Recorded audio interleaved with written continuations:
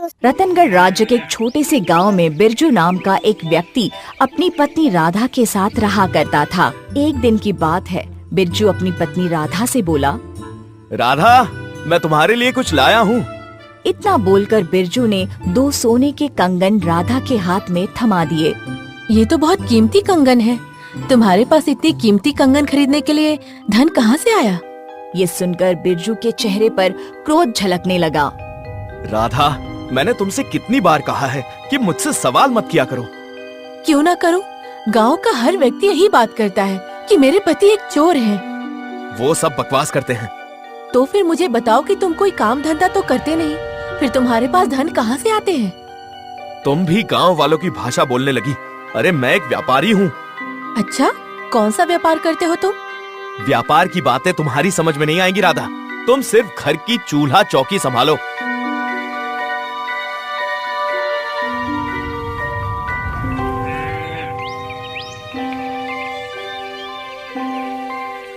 इतना बोलकर बिरजू सीधा अपने दोस्त मोहन के घर पर चला गया।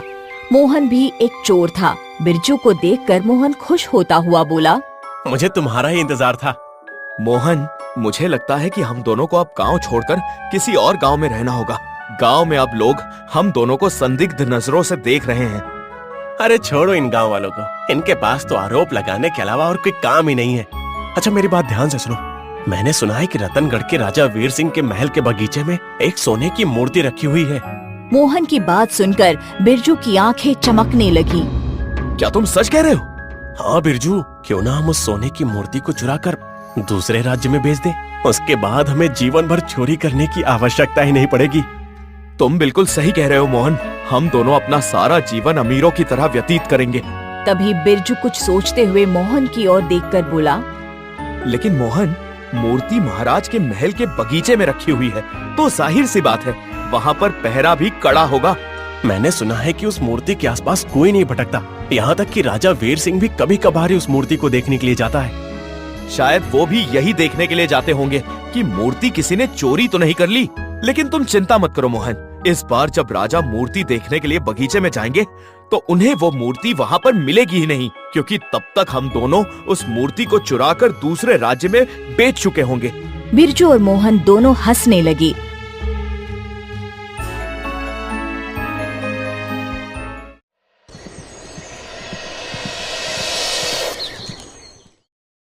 अगले दिन मोहन अपनी पत्नी राधा से बोला, मैं कुछ दिनों के लिए बाहर जा रहा हूँ राधा। तुमने अभी तक मेरे सवाल का जवाब नहीं दिया कि सोने के कंगन तुम्हारे पास कहाँ से आए?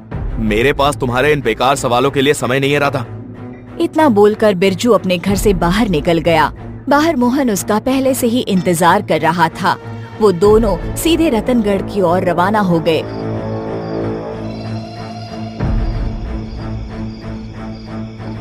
रात को वो दोनों रतनगढ़ के महल के बाहर खड़े हुए इधर उधर देख रहे थे।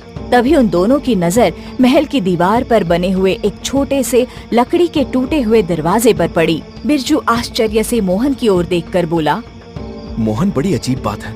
महल की दीवार पर ये छोटा सा लकड़ी का दरवाजा क्यों बना हुआ है, और वो भी टूटा हुआ है? लगता है यहाँ का राजा वीर सिंह एक नंबर का मूर्ख है।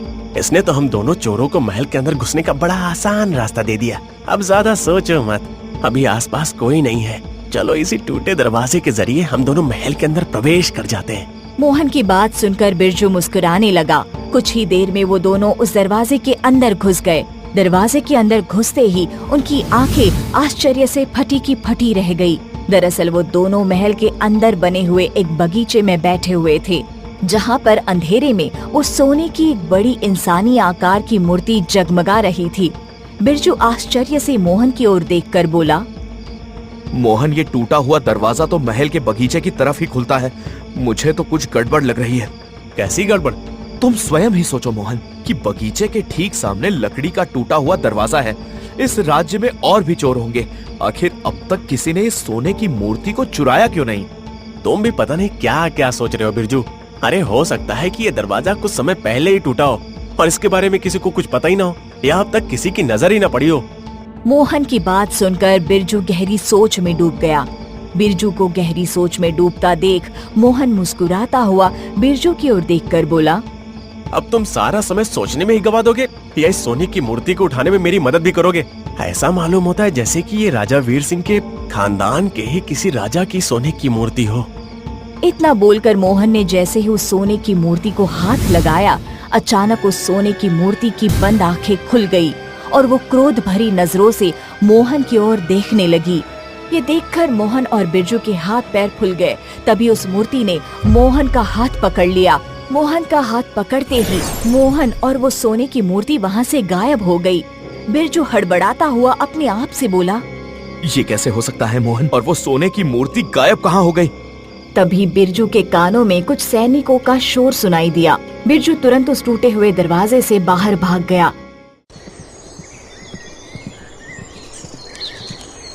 अगले दिन राजमहल में हाहाकार मच गया। राजा वीर सिंह चिंतित अवस्था में अपने सिंहासन पर बैठा हुआ मंत्री चरण सिंह से बोला, ये किसकी हरकत हो सकती है मंत्री चरण सिंह? वो सोने की मूर्ति महल के बगीचे से आखिर गई कहाँ? मेरी भी कुछ समझ में नहीं आ रहा महाराज। इतना तो मैं विश्वास के साथ कह सकता हूँ कि उस मूर्ति को हमारे राज्य का कोई चोर चुराने की हिम्मत नहीं कर सकता। राजा वीर सिंह चिंतित अवस्था में मंत्री चरण सिंह की ओर देखकर बोला, उस मूर्ति का अचानक से गायब हो जाना हमारे राज्य के लिए शुभ संकेत नहीं है मंत्री जी।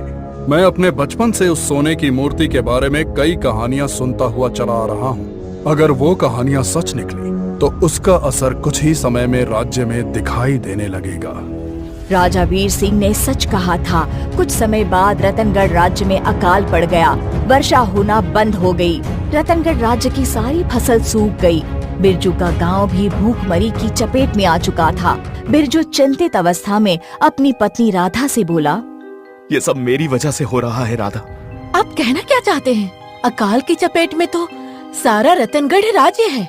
बिरजू अपनी पत्नी को सारी घटना बताते हुए बोला, उस दिन के बाद से मोहन का कहीं पता नहीं चला। मैंने उसे ढूंढने का बहुत प्रयास किया राधा, और उस विचित्र घटना के बाद से ही रतनगढ़ राज्य में वर्षा होना बंद हो गई और सारी फसलें सूखने लगी। मुझे लगता है कि इन सब का उस सोने की मूर्ति से जरूर कोई ना कोई गहरा संबंध है। हे भगवान, आखिर तुमने ये क्या किया? मुझे तुम पर पहले से ही शक था कि तुम एक चोर हो। मुझे माफ कर दो राधा, मुझसे बहुत बड़ी भूल हो गई है। मेरी वजह से सारा राज्य भूख से तड़प रहा है। मुझसे माफी मांगने से क्या होगा? जो गलती की है उसे तुम ही सुधारोगे, और इस घर में तभी कदम रखना। निकल जाओ यहाँ से, मैं तुम्हारी शक्ल तक नहीं देखना चाहती। अपनी पत्नी की बात सुनकर बिरजू उदास होकर घर से बाहर निकल गया। सच तो ये था कि जब से रतनगढ़ राज्य भूखमरी की चपेट में आया था, तब से बिरजू का दिल बदल चुका था।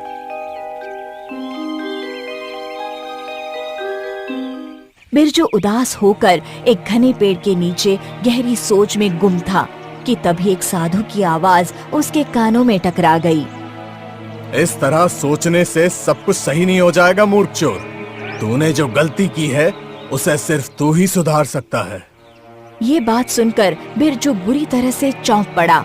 उसने देखा कि उसके सामने एक साधु खड़ा हुआ उसे क्रोध भरी नजरों से देख रहा था। बिरजू साधु से कुछ कहने ही वाला था कि तभी साधु उससे बोला, मुझे कुछ भी बताने की आवश्यकता नहीं है।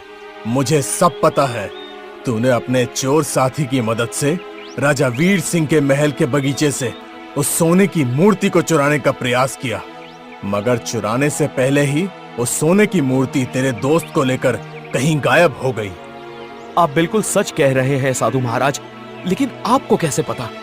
क्योंकि मैंने ही राजा चंदन को श्राप देकर सोने की मूर्ति में परिवर्तित किया था और तूने उसे जगा दिया है। वर्षों पहले रतनगढ़ राज्य में राजा चंदन नाम का एक क्रूर शासक था जो काले जादू का जानकार और शैतान का पुजारी था। उसे सोना एकत्रित करने का जुनून सवार था। उसके शासन में अगर किसी के पास थोड़ा सा भी सोना होता तो वो उससे उसका सोना छीनकर उसे यातनाएं देकर मार देता। उसकी इस क्रूरता को देखकर मुझे एक दिन गुस्सा आ गया और मैंने उसे श्राप देकर सोने की मूर्ति में परिवर्तित कर दिया। लेकिन साधु महाराज, वो मोहन के हाथ लगाने से जीवित कैसे हो गया? जब मैंने राजा चंदन को श्राप दिया था तो उसी समय रतनगढ़ के वासियों को इस बात से अवगत करा दिया था कि कोई भी राजा चंदन की मूर्ति को हाथ ना लगाए, और तुम्हारे दोस्त ने यही गलती की। तुम्हारे दोस्त ने जैसे ही उस मूर्ति को हाथ लगाया, तो इंसानी स्पर्श पाकर वो खड़ा हो गया और अब उसकी आत्मा ने पूरे रतनगढ़ राज्य को भूख और अकाल की चपेट में ले लिया है। राजा चंदन की आत्मा अपना इंसानी शरीर पाने का हर संभव प्रयास करेगी और भूख से तड़पते हुए लोगों की जान उसे दिन ब दिन और ज्यादा शक्तिशाली बना रही है। ये सब मेरे ही कारण हुआ है साधु महाराज। ना मैं अपने दोस्त मोहन की बात मानता और ना ये सब कुछ होता। क्या चंदन दोबारा सोने की मूर्ति में परिवर्तित नहीं हो सकता? नहीं, राजा चंदन मर चुका है। बस अब उसकी आत्मा को ही नरक में भेजना बाकी है और उसकी आत्मा को नरक में तुम भेजोगे। लेकिन वो कैसे साधु महाराज? रतनगढ़ की दाईं तरफ का रास्ता घने जंगलों की ओर निकलता है। तुम अभी इसी समय उस रास्ते पर निकल जाओ। जब तुम घने जंगलों में पहुंच जाओगे तब तुम्हें एक बूढ़ी औरत दिखाई देगी और उस बूढ़ी औरत को देखकर तुम्हें उस पर तरस आएगा। लेकिन तुम्हें किसी भी कीमत पर उस बूढ़ी औरत पर तरस नहीं खाना है और ना ही उसकी बात माननी है और तुम्हें बस अपने आगे का रास्ता जारी रखना है। कुछ देर के बाद तुम्हें एक पीली रोशनी से जगमगाता हुआ एक सोने का तालाब नजर आएगा जिसका पानी भी सोने का होगा। तुम्हें चंदन वहीं पर मिलेगा। लेकिन मैं उसका अंत कैसे करूंगा? साधु ने एक लकड़ी की कील बिरजू को पकड़ाते हुए बोला, इस लकड़ी की कील को बहुत संभाल कर रखना है और हाँ, तुम्हें उसका अंत कैसे करना है ये तुम्हें वहीं पहुंचकर पता लग जाएगा। साधु की बात सुनकर बिरजू तुरंत अपने घोड़े पर बैठ गया और अपने घोड़े रतनगढ़ की सीमा के दाएं तरफ दौड़ाने लगा। आधा दिन का सफर करने के बाद घने जंगल में प्रवेश करते ही अचानक बिरजू के कानों में एक बूढ़ी औरत की आवाज टकराई। मैं कई महीनों से प्यासी हूँ। प्यास से मेरा बुरा हाल हुआ जा रहा है। घोड़े पर सवार यात्री, क्या तू मुझे पानी पिला सकता है? बिरजू ने देखा कि एक बूढ़ी औरत एक पेड़ के नीचे लेटी हुई कराह रही थी। उसके होंठ प्यास की वजह से सूखे हुए थे। बिरजू उसकी बात का जवाब देने ही वाला था कि तभी उसके कानों में साधु की आवाज गूंज गई। बिरजू ना चाहते हुए भी अपना घोड़ा आगे की ओर दौड़ाने लगा। उसके कानों में लगातार उस बूढ़ी औरत की दर्द भरी आवाज टकरा रही थी। बिरजू का मन बार बार यही कह रहा था कि उसे उस औरत की मदद करनी चाहिए, मगर साधु के वाक्य उसके कान में टकराते जा रहे थे। कुछ दूर चलने के बाद अचानक बिरजू को पीली रोशनी से जगमगाता हुआ एक तालाब नजर आया। बिरजू तुरंत घोड़े से उतरकर इधर उधर देखने लगा। तभी उसकी नजरें अपने झाड़ियों में पड़े हुए अपने बेहोश दोस्त मोहन पर पड़ी। बिरजू अपने दोस्त मोहन के पास जाने ही वाला था कि तभी तालाब में उथल पुथल होने लगी। अचानक तालाब के अंदर से वही सोने की मूर्ति बाहर निकल कर आ गई, जिसका आधा धड़ इंसानों जैसा था और आधा धड़ सोने का था। वो कोई और नहीं बल्कि श्रापित राजा चंदन था, जो बिरजू की ओर देखकर क्रोधित अवस्था में बोला, तूने यहाँ आकर बहुत बड़ी गलती की है मूर्ख चोर। तुझे क्या लगता है कि उस साधु की मदद से तू मेरी आत्मा को नरक में भेजने में कामयाब हो जाएगा? बिरजू आश्चर्य से चंदन की ओर देखकर बोला, तुम्हें इस बारे में कैसे पता? क्या तुझे उस साधु ने नहीं बताया कि मैं काली शक्तियों के मालिक शैतान का पुजारी था? इतना बोलकर श्रापित चंदन तालाब से बाहर निकल कर आ गया। तभी उस बूढ़ी औरत की आवाज पीछे से बिरजू के कानों में टकराई, मुझे थोड़ा सा पानी पिला दो बेटा। बिरजू ने जैसे ही पलट कर देखा तो वो बूढ़ी औरत जमीन पर घिसट घिसट कर चल रही थी। अचानक वो बूढ़ी औरत बड़ी फुर्ती से उठकर खड़ी हो गई और उसकी आंखें रक्त जैसी लाल हो गई और उसके दांत अजीब से बड़े और पैने हो गए। तभी चंदन के कानों में इस साधु की आवाज टकराई, तुम्हें मैंने जो लकड़ी की कील दी है उस कील को तुरंत इस बूढ़ी औरत के सीने में गाड़ दो, नहीं तो तुम्हारा अंत निश्चित है। बिरजू ने बगैर देरी किए लकड़ी की कील निकालकर उस बूढ़ी औरत के सीने में गाड़ दी। उस बूढ़ी औरत की चीख की आवाज जंगल में गूंज गई। अगले ही पल वो बूढ़ी औरत और श्रापित चंदन गायब हो गया और सोने का तालाब पानी के तालाब में परिवर्तित हो गया। बिरजू इस विचित्र दृश्य को देख ही रहा था कि तभी उसके कंधे पर पीछे से किसी ने हाथ रखा। बिरजू ने जैसे ही पलटकर देखा तो पीछे साधु खड़े हुए मुस्कुरा रहे थे। तुम वाकई बहुत ही बहादुर हो बिरजू, तुम्हारे दिल में वाकई इंसानियत जाग उठी है। आपने मुझे इस रहस्य के बारे में पहले क्यों नहीं बताया? और इस बूढ़ी औरत का राजा चंदन से क्या रिश्ता था? ये बूढ़ी औरत राजा चंदन की माँ थी, जो वर्षों पहले अपनी आत्मा शैतान को बेच चुकी थी। इसी वजह से वो आज तक जिंदा थी। उसका अंत इसी अभिमंत्रित कील के द्वारा किया जा सकता था।